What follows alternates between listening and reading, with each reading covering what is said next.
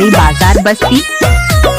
जय भीम साथियों, हमारा ये गीत सादर समर्पित है हमारे बस्ती जिले के उन तमाम अम्बेडकरवादियों को जो दिन रात तन मन धन से बाबा साहब के मिशन को और उनके सपने को साकार करने में लगे रहते हैं।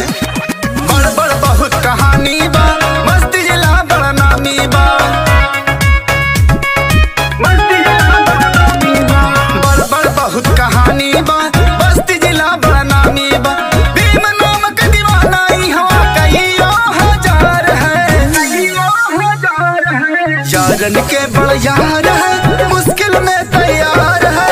जय भीम वाले बस्ती में एक से एक दिलदार है, यारन के बड़ यार है, मुश्किल में तैयार है। जय भीम वाले बस्ती में एक से एक दिलदार है, जय भीम वाले बस्ती में एक से एक दिलदार है। साथियों, आज के समय में जहां एक इंच जमीन के लिए भाई भाई में विवाद हो जाता है, वहीं ग्राम चरती कथिक अमोढ़ा जिला बस्ती के भाई सूर्य प्रकाश गौतम जी ने अपने घर के सामने की सारी जमीन बाबा साहब के मिशन के लिए, बाबा साहब का स्मारक एवं बुद्ध विहार बनवाने के लिए दान दे दी है। साथियों, ऐसे जाबाज भाई सूर्य प्रकाश गौतम जी को तहे दिल से नमो बुद्धाय जय भीम कहना है।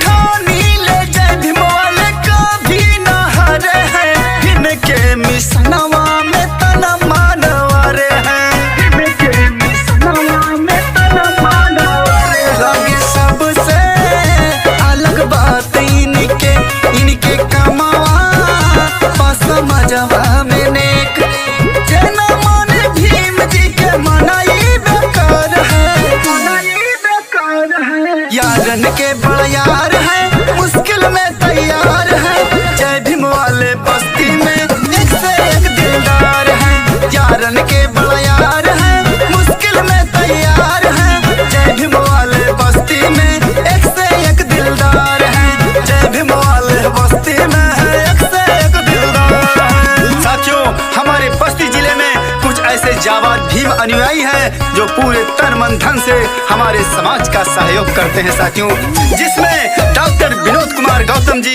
चिकित्सा अधिकारी Kalwari, doctor JP Arya ji, engineer Lal Bahadur भैया जी तथा शिव गणेश उर्फ सिद्धांत गौतम जी और तमाम जाने अनजाने मिशनरी साथियों का तहे दिल से जय भीम नमो बुद्धाय कहता हूं। मछारी बाजार बस्ती।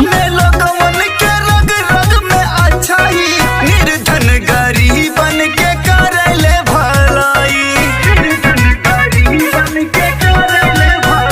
इहो बस्ती दया करुणा झलकती, इज्जत मिले इहाँ सबके आरती।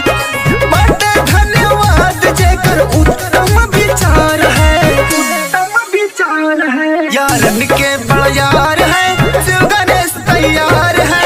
जय भीम वाले बस्ती में एक से एक दिलदार है, यारन के बड़ यार है, मुश्किल में तैयार है। जय भीम वाले बस्ती में एक से एक दिलदार है, जय भीम वाले बस्ती में एक से एक दिलदार। मछारी बाजार बस्ती।